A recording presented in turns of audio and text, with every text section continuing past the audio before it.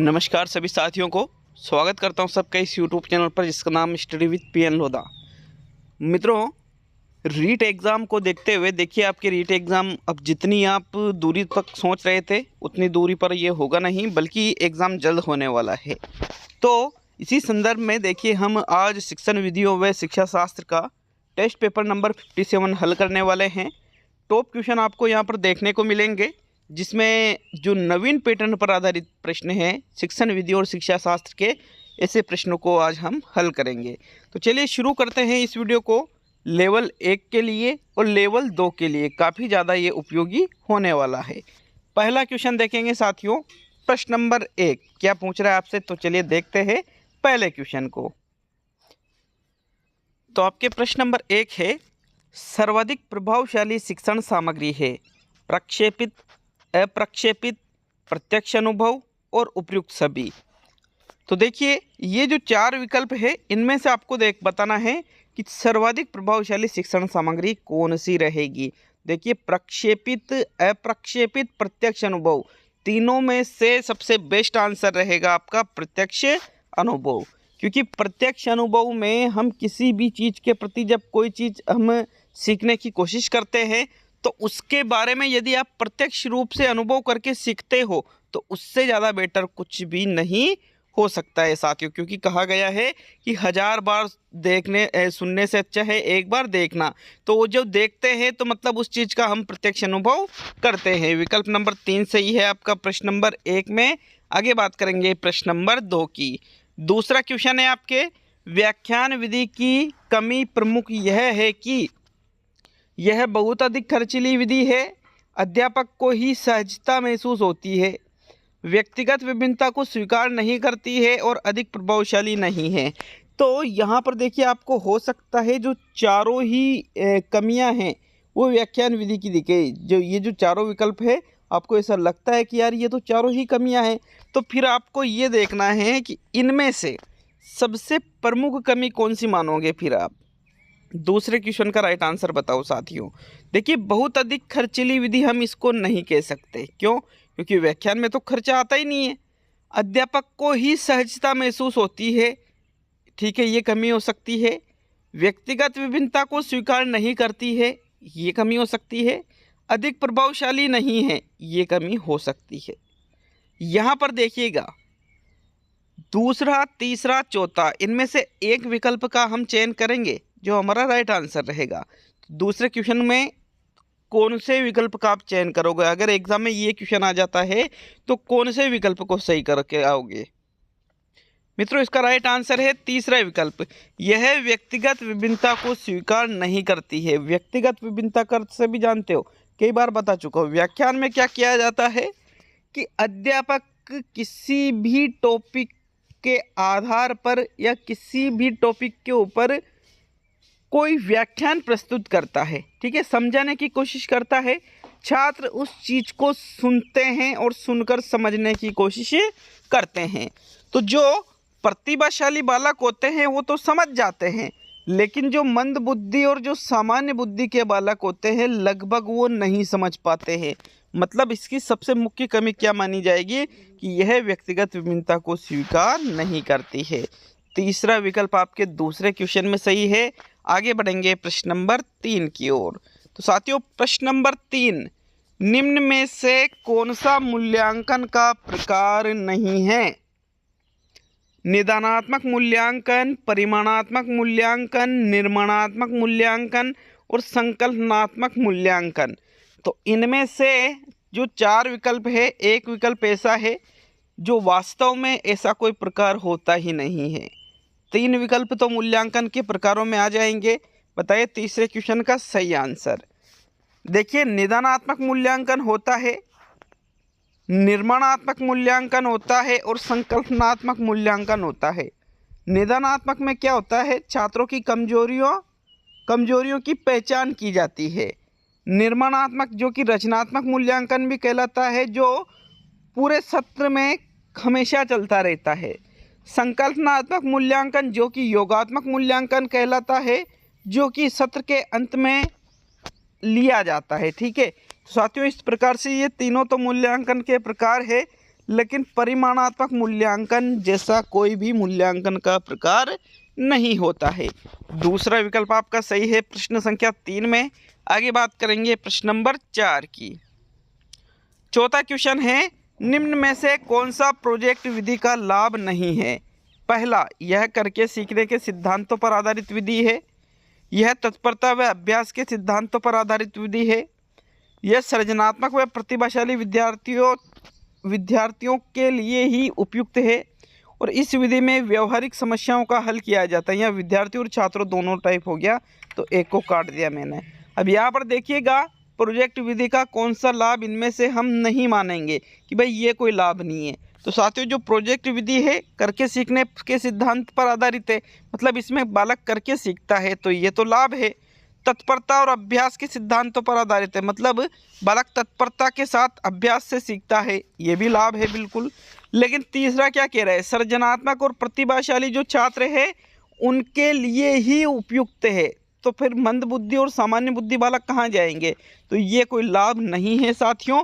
बाकी चौथा जो है व्यवहारिक समस्याओं का हल किया जाता है, तो ये भी सही है। तो यहाँ पर चौथा, दूसरा, पहला तो लाभ है, किंतु जो तीसरा विकल्प दे रखा है यह प्रोजेक्ट विधि या परियोजना विधि का लाभ नहीं है। तो थर्ड विकल्प आपके चौथे क्वेश्चन में सही है। बात करेंगे प्रश्न नंबर 5 की। पांचवा क्वेश्चन है, उपचारात्मक शिक्षण किसका अंतिम चरण है? प्रच्छा प्रतिमान का, व्याख्यात्मक शिक्षण का, निदानात्मक शिक्षण का, और इनमें से सभी। तो देखिए, उपचारात्मक शिक्षण प्रच्छा प्रतिमान का है, व्याख्यात्मक है या निदानात्मक, किसका अंतिम चरण माना जाएगा? साथियों, पांचवें प्रश्न में आपका सही आंसर है निदानात्मक शिक्षण का अंतिम चरण कौन सा है? उपचारात्मक शिक्षण। प्रच्छा प्रतिमान रिचर्ड सकमैन के द्वारा दिया गया है। व्याख्यात्मक शिक्षण अलग होता है, लेकिन जो निदानात्मक शिक्षण है इसमें शुरू में तो छात्रों की जो कमजोरियां हैं उसको ज्ञात किया जाता है, फिर उन कमजोरियों को अंत में दूर कर लिया जाता है, जो कि कहलाता है उपचारात्मक शिक्षण। थर्ड विकल्प आपके पांचवें क्वेश्चन में सही है साथियों। बात करेंगे प्रश्न नंबर 6 की। तो आपके प्रश्न नंबर 6, ये परिभाषित करना, क्रिया सूचक शब्द किस व्यवहारगत उद्देश्य से संबंधित है? भावात्मक, मनोक्रियात्मक, संज्ञानात्मक और उपयुक्त सभी। तो छठे क्वेश्चन का राइट आंसर दीजिए, एक बार सोच समझ के अच्छे से देखिएगा। परिभाषित करना, किसी भी चीज़ को यदि हम परिभाषित कर सकते हैं या उसकी परिभाषा दे सकते हैं तो ये हमारे ज्ञानात्मक या संज्ञानात्मक उद्देश्य के अंतर्गत आ जाता है। थर्ड विकल्प आपके छठे क्वेश्चन में सही है साथियों। बात करते हैं प्रश्न नंबर 7 की। सातवां क्वेश्चन है, निम्न में से कौन सी विधि मानसिक निष्कर्षों को महत्व प्रदान करती है? व्याख्यान युक्त प्रदर्शन विधि, समस्या समाधान विधि, व्याख्यान विधि और प्रयोगशाला विधि। तो यहाँ पर देखिए, इस क्वेश्चन में दो विकल्प आपको कंफ्यूज कर देंगे।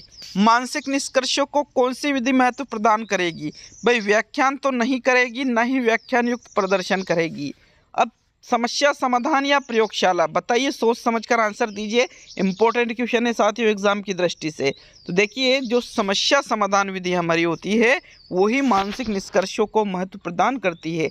मतलब जो हम मानसिक निष्कर्ष निकालते हैं इन पर सबसे ज़्यादा बल ही समस्या समाधान विधि में दिया जाता है। तो सेकंड विकल्प आपके सातवें क्वेश्चन में सही है। बात करेंगे प्रश्न नंबर 8 की। तो साथियों, आठवां क्वेश्चन, निम्न में से कौन सी विशेषता एक उत्तम परीक्षण की नहीं है? विश्वसनीयता, योजना, वस्तुनिष्ठता और विभेदकारिता। तो यहाँ पर आठवें क्वेश्चन का भी आपको सही आंसर देना है। बताइए सही आंसर आठवें प्रश्न में क्या रहेगा?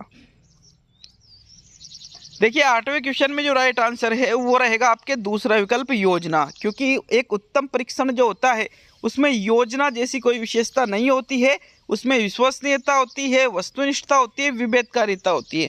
विश्वसनीयता सभी समझते हो, वस्तुनिष्ठता सभी समझते हो और विभेदकारिता सभी समझते हो। मैं कई बार बता चुका हूँ साथियों।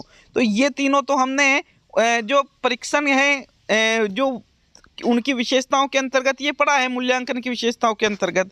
तो साथियों, लेकिन दूसरा जो विकल्प है ऐसी कोई भी विशेषता हमने नहीं पढ़ी है। दूसरा ही विकल्प आपके आठवें क्वेश्चन में सही है। बात करेंगे प्रश्न नंबर 9 की। तो 9वां क्वेश्चन है, निम्न में से कौन सी विधि देखो, सुनो और समझो के सिद्धांत पर आधारित है? प्रयोगशाला विधि, प्रदर्शन विधि, व्याख्यान विधि और अनुसंधान विधि। तो यहाँ पर तीन शब्द है, देखो, सुनो और समझो।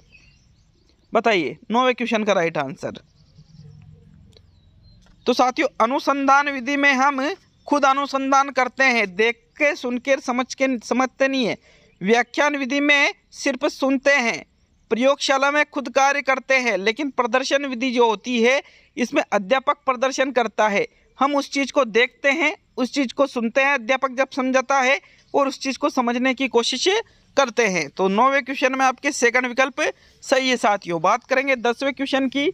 तो प्रश्न नंबर 10, अंकगणित शिक्षण की उपयुक्त विधि है प्रोजेक्ट विधि, प्रदर्शन विधि, विश्लेषण विधि और इनमें से कोई नहीं। तो यहाँ पर 10वें क्वेश्चन का राइट आंसर बताओ, कौन सी अंकगणित शिक्षण की उपयुक्त विधि मानी जाएगी। तो साथियों प्रदर्शन विधि तो अंकगणित कैसे पढ़ाएंगे प्रदर्शन विधि से, गलत। प्रोजेक्ट विधि से भी कैसे पढ़ाएंगे अंकगणित। अंकगणित के लिए हम विश्लेषण विधि का प्रयोग करेंगे। तो ये सबसे उपयुक्त मानी जाएगी दिए गए विकल्पों में से।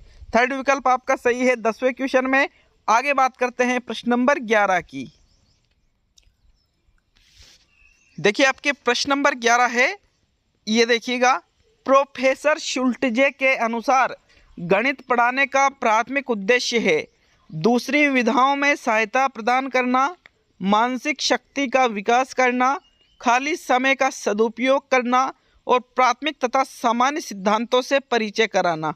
अब यहाँ पर आपको जो आंसर देना है वो प्रोफेसर शुल्टजे के अनुसार देना है, खुद के अनुसार ये आंसर मत दे देना, क्योंकि यहाँ पर गणित पढ़ाने का प्राथमिक उद्देश्य किसके अनुसार पूछा है, प्रोफेसर शुल्टजे के अनुसार। तो साथियों ये मानते थे कि गणित पढ़ाने का प्राथमिक उद्देश्य होना चाहिए मानसिक शक्ति का विकास करना। गणित क्यों पढ़ाई जाती है, ताकि बच्चों की मानसिक शक्ति का विकास हो। सेकंड विकल्प आपके 11वें क्वेश्चन में सही है साथियों। बात करते हैं प्रश्न नंबर 12 की। प्रश्न नंबर 12 है, खेल विधि के जन्मदाता हैं फ्रोबेल, डाल्टन, मॉन्टेसरी और सिगमंड फ्रायड। देखिए खेल विधि के जन्मदाता किसको माना जाएगा। दिमाग में आ रहा होगा हेनरी कोल्डवेल कुक, जनक है वो खेल विधि के, लेकिन जन्मदाता यहाँ पर फ्रोबेल को माना जाता है साथियों। प्रथम विकल्प आपके 12वें क्वेश्चन में सही है। आगे बात करेंगे प्रश्न नंबर 13 की। देखिए एक सिचुएशन और मैं बता देता हूँ। अगर प्रश्न आया कि खेल विधि का विकास किसने किया और वहाँ पर फ्रोबेल भी हो और हेनरी कोल्डवेल कुक भी हो, तो फिर कुक आपका राइट आंसर है। प्रश्न आया खेल विधि के जनक कौन है, तो आपका राइट आंसर वहाँ पर भी हेनरी कोल्डवेल कुक होगा। हालांकि यहाँ पर जैसे ये क्वेश्चन है खेल विधि के जन्मदाता है, तो फ्रोबेल ने जो किंडरगार्टन विधि है भाई अलग से विधि, फ्रोबेल ने कोई अलग से विधि नहीं दी थी।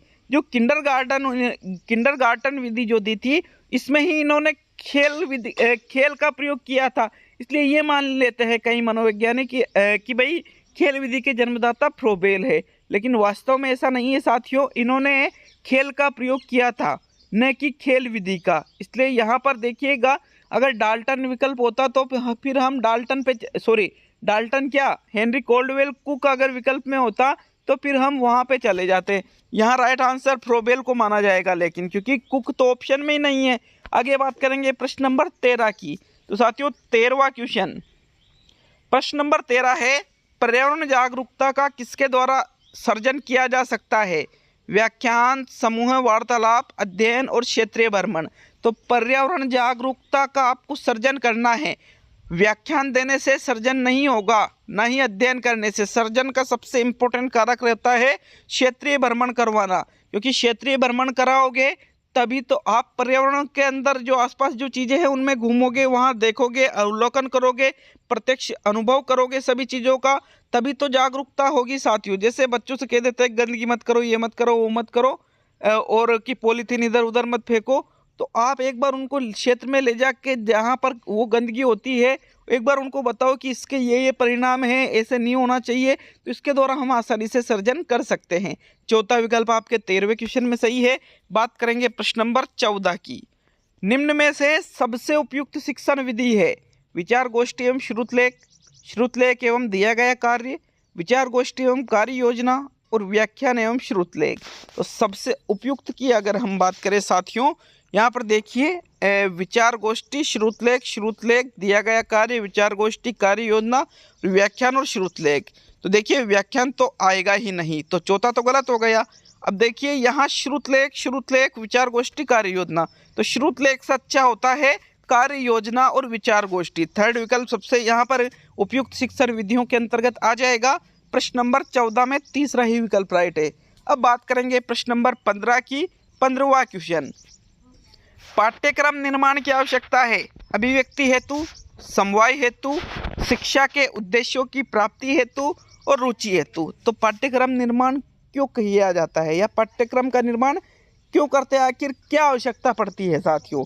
प्रश्न संख्या 15 का सही आंसर बताओ। तो देखिए अभिव्यक्ति या समवाय हेतु पाठ्यक्रम नहीं बनाया जाता है, बल्कि सिलेबस इसलिए बनाया जाता है ताकि जो शिक्षा के उद्देश्य है उनको हम प्राप्त कर सके। थर्ड विकल्प आपके 15वें क्वेश्चन में सही है।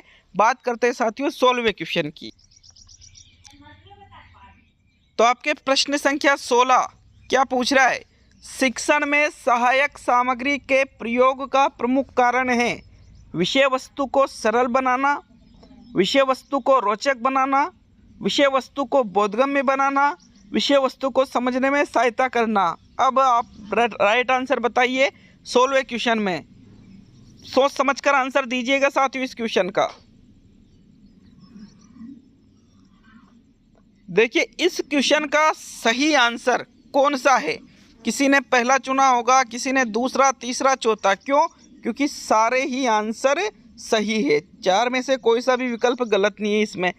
अब रीट एग्जाम में भी जब ऐसे प्रश्न आते हैं तो हम क्या करते हैं फिर कि यार इसका राइट आंसर पहला है, दूसरा है, तीसरा है या चौथा है, मुझे तो चारों ही सही लग रहे, अब इनमें से कौन सा लगाऊं? तो हम बहुत ज़्यादा सोच लेते हैं, बहुत ही ज़्यादा, और एक ही क्वेश्चन में लगभग 4 से 5 मिनट तक भी खर्च कर देते हैं।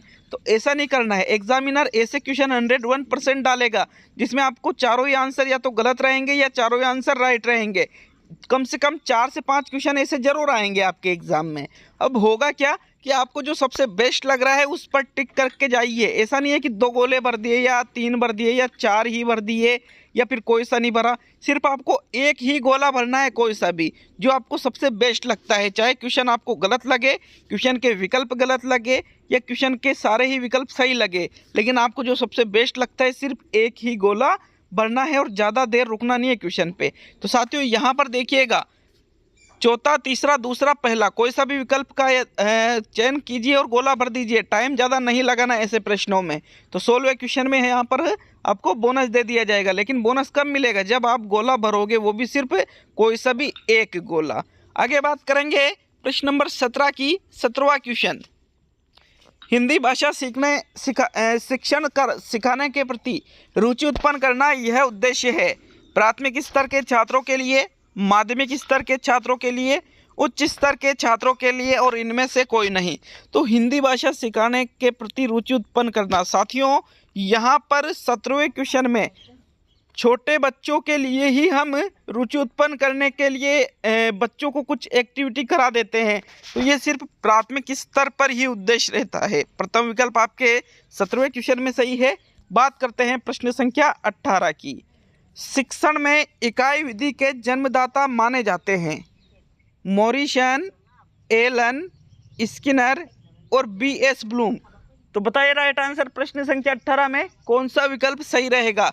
इकाई विधि के जन्मदाता है मॉरिसन। कौन है साथियों? मॉरिसन है। प्रथम विकल्प आपके 18वें क्वेश्चन में सही है। नेक्स्ट सेकंड लास्ट क्वेश्चन, मतलब 19वां क्वेश्चन है आज का। ये सतत मूल्यांकन का एक निहितार्थ है बच्चों में परीक्षा संबंधी भय को समाप्त करना। बिल्कुल हो सकता है। हर सप्ताह परीक्षा लेना, प्रतिदिन परीक्षा लेना, बच्चों के भाषा प्रयोग का निरंतर अवलोकन करना। तो यहाँ पर कौन सा सतत मतलब लगातार जो मूल्यांकन किया जाता है उसका निहितार्थ मतलब उसका उद्देश्य क्या होता है? तो साथियों उसका उद्देश्य ये तो है ही नहीं कि रोज परीक्षा लेना या हर सप्ताह परीक्षा लेना, इसका ये उद्देश्य है। परीक्षा लेने से ही काम नहीं चलेगा। अब यहाँ पर प्रथम विकल्प क्या कह रहा है? परीक्षा संबंधी भय को समाप्त करना। बिल्कुल हो सकता है, लेकिन इसका एक और विकल्प है चौथा, भाषा प्रयोग का निरंतर अवलोकन करना, ये प्रथम विकल्प से भी ज़्यादा बेटर हो जाता है, इसलिए हम जाते हैं चौथे विकल्प पर। बच्चों के भाषा प्रयोग का निरंतर लगातार अवलोकन होता रहे, इसके लिए सतत मूल्यांकन किया जाता है। अगर ये नहीं होता तो फिर हम प्रथम विकल्प पे जाते हैं साथियों। चौथा विकल्प सही है आपके 19वें क्वेश्चन में। अब आज का अंतिम और 20वां क्वेश्चन। लेकिन आपको वीडियो कैसा लगा हमें कमेंट बॉक्स में ज़रूर बता कर जाए। और अभी तक आपने अगर हमारे वीडियो को लाइक नहीं किया है, आपको वीडियो पसंद आता है तो एक लाइक तो बनता है। तो आज का अंतिम और 20वां क्वेश्चन है, रायबर्न के अनुसार किस कक्षा से व्याकरण की शिक्षा आरंभ करनी चाहिए? कक्षा 9 से, कक्षा 5 से, कक्षा 6 से, कक्षा 1 से? तो साथियों 20वें और आज के अंतिम क्वेश्चन का सही आंसर बताओ। देखिए रायबर्न का मानना है कि बच्चों को व्याकरण की शिक्षा कक्षा 6 से आरंभ करनी चाहिए। कौन सी कक्षा से? कक्षा 6 से। थर्ड विकल्प आपके 20वें क्वेश्चन में सही है साथियों। तो आज का ये टेस्ट पूरा हुआ। मिलते हैं अगले वीडियो में। एक वीडियो और आएगा आज का कि रीट का एग्ज़ाम कब तक हो सकता है। जो 10th के 12th के एग्ज़ाम जो रद्द हुए हैं राजस्थान माध्यमिक शिक्षा बोर्ड में, तो उनसे रीट पर क्या इफेक्ट पड़ने वाला है, इसके ऊपर बहुत ही जल्द वीडियो आ रहा है। तो आप उस वीडियो को ज़रूर देखिएगा और उसी आधार पर अपनी तैयारी जारी रखिएगा। तो मिलते हैं अगले वीडियो में। सभी मित्रों का बहुत बहुत धन्यवाद।